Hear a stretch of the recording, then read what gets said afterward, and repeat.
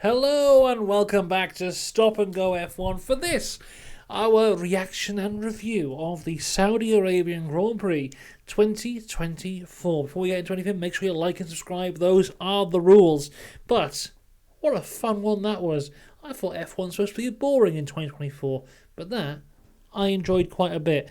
Let's get into all of it right now. Firstly, though, we have to deal with a immediate disappointment that we had to discuss, and that is the Saudi Arabian national anthem. Now, last year they had the Saudi Arabian Army Band play the national anthem, and I put a short up the other day of that performance because it's one of my favourite national anthem performances of all time.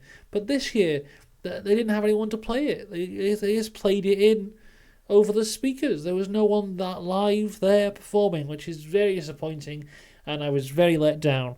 But apart from that, we'll move on to actual racing now. We've got Verstappen on pole position, Charles Leclerc alongside him. Interesting stat about this grid is that 45% of the grid had driven for Prema at some point in their junior career. You've got Bearman, Leclerc, Ocon, Piastri, Gasly, Stroll, Bottas, Zhou and Sargent all have driven for Prema at some point, which I think is pretty impressive for that junior team. In terms of tyres, it was Bearman and Bottas on the softs, everyone else starting on the medium tyres. On the formation lap, Gasly reports a gearbox issue. He does complete the formation lap and he starts the race but retires instantly because the issue is too bad. Max gets away well at the start of the race and manages to keep the lead. Sergio Perez dives down the inside of Charles Leclerc, but Leclerc defends quite well to keep P2. We get Ollie Bearman and Yuki Tsunoda fighting each other further down the grid. This is when Gasly retires the car. It's time, everyone, for Snitch Watch. It's back, everyone. Snitch Watch is back in a big way.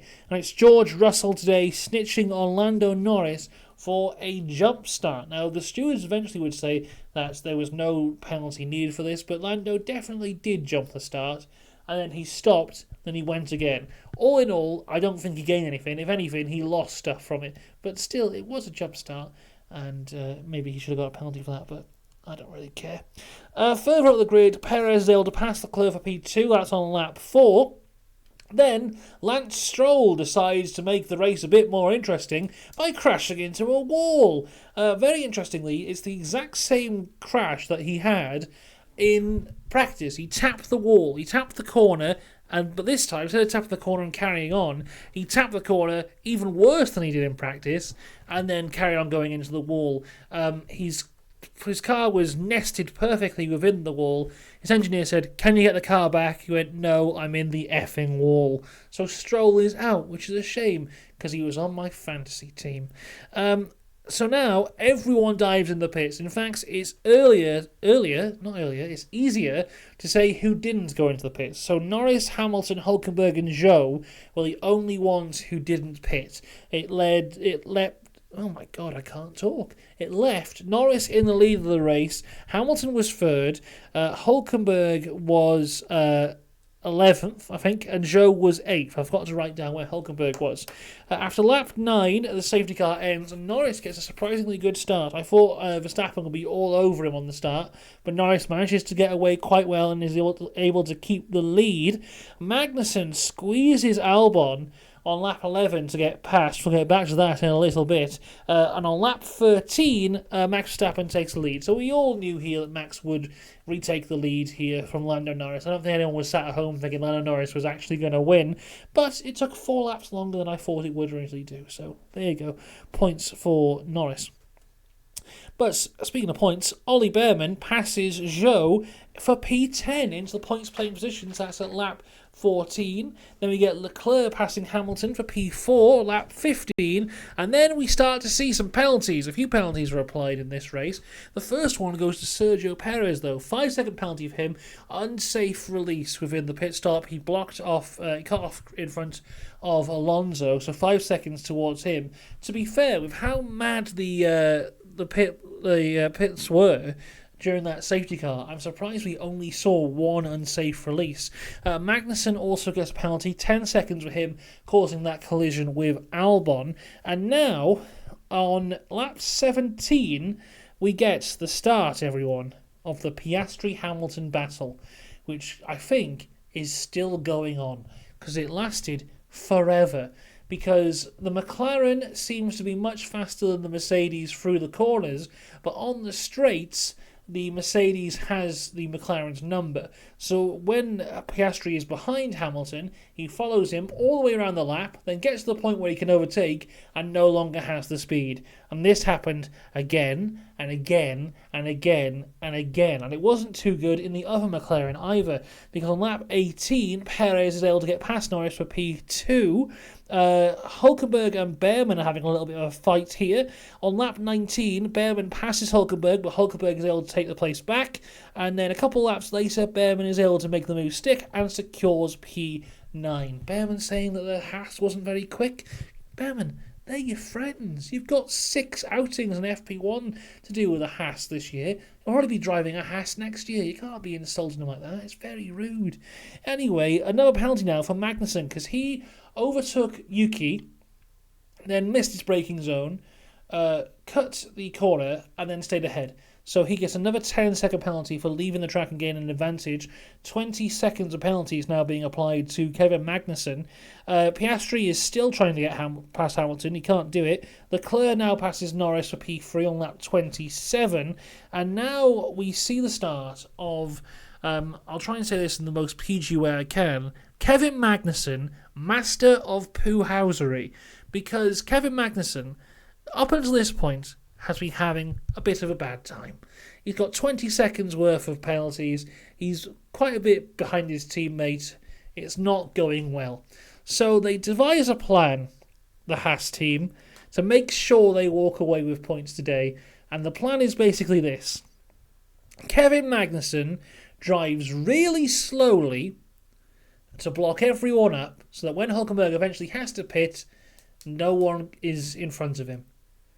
And Kevin Magnussen does this to perfection. We have a train here.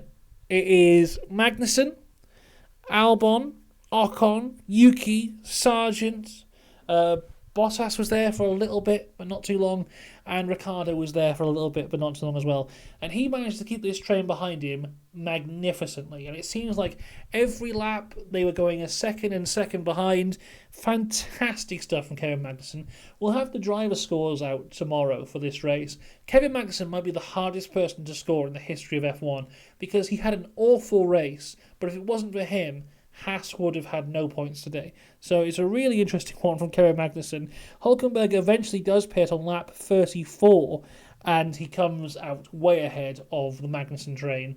Fantastic job from the Haas team.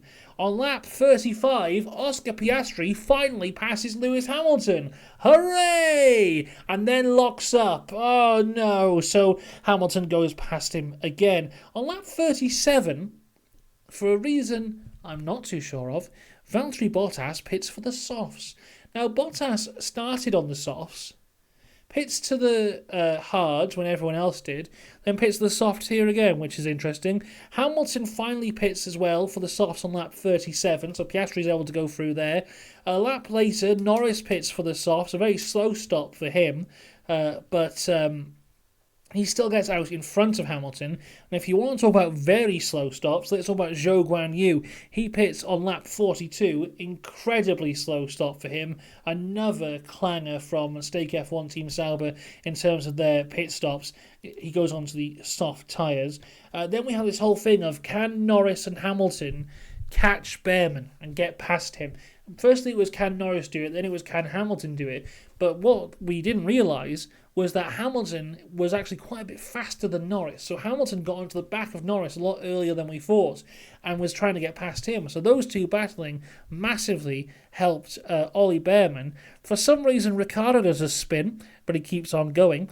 Then we come to the checkered flag, where Max Verstappen takes the win, his 9th win in a row, meaning he now has the first and second longest win streaks in the history of Formula One. His 100th podium. Fantastic for Max Verstappen there. Sergio Perez brings it home in P2 for another Red Bull 1-2. Charles Leclerc in third completes the podium. A very good P4 for Oscar Piastri, the leader of the two McLarens. Alonso, fantastic result for Alonso in P5. George Russell in P6, but it is the man that everyone will be talking about, Ollie Bearman, P7. So I think that's 6 points for him, which means I think he's 10th currently in the F1 World Championship, which is mad because he's currently dead last in the F2 World Championship. But what an amazing performance from him. I mean, he didn't know he was going to be driving an F1 car until Friday. He had one practice session. He came in qualifying and was 0.03 off of the back of Lewis Hamilton. Had a fantastic race here, beat Norris, beat Hamilton, got some really good points for the Ferrari team. He never would have driven a Formula 1 car for this length of time ever before. I think I saw someone put on Twitter that the length of the F1 race is 2 laps longer than the length of the F2 sprint and feature combined. So, just utterly incredible. And anyone who's watched this channel before knows how much I think of Ollie Bearman. He was the Stop and Go F1 F2 driver of the year last year, because I think he is incredible, and he's just proved it here that he can do it at the very, very highest level. And I think he's basically signed his contract next year to be on the Formula 1 grid, probably in that Haas that he said was too slow. Maybe if Ferrari had bided their time a little bit, maybe, who knows, the ultimate what if. Could we have seen Ollie Bearman in a Ferrari next year? We'll never know, but we'll probably see him in a Ferrari eventually, I'll tell you that.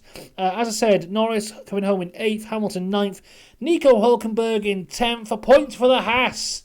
Well done to Haas. Puts them 6th in the Constructors, which is the highest they've been in years. So fantastic stuff for Haas. Albon 11th, Ocon 12th, Yuki Tsunoda 13th, Sargent 14th. Magnussen, we don't know, because Magnussen crossed the line in 12th. Now, I saw on the broadcast he went down to 15th, but there are some people reporting and saying because Magnussen wasn't lapped and Ocon was, despite having 20 seconds of penalties, Magnussen is still 12th, which if it is, Kevin Magnussen gets the crown for poo-housery, that's for sure. Going into 16th is Daniel Ricciardo, which is awful. Awful race from Ricciardo. Awful in qualifying, awful in the race. I'm not sure what happened during the pit stops in the safety car, but he came out right at the back. He got to the back of the queue, didn't really fight anyone, span by himself. I mean, if this is him auditioning for the Red Bull seat, that is nowhere near good enough. Really bad weekend from Ricciardo. He'll be looking to improve in his home race in Australia in a couple weeks' time. And then it was Bottas and Zhou, 17th, 18th. Awful day for Stake F1 Team Kick Sauber, especially for Zhou, who was running pretty high for the majority of the race, but your strategy let him down. They let him out on those hard tyres for far too long. Really, really bad for a call from them. And then an awful stop on top of that. So yeah, not great from them. And the 2 DNFs was Stroll and Gasly. Gasly was basically did not start, but I think he did 3/4 of a lap. So overall, pretty good race. Let me know what you think in the comments down below. We're back tomorrow for the driver ratings, so make sure you subscribe for that. Until next time though, have a good one. I'll see you later. Goodbye.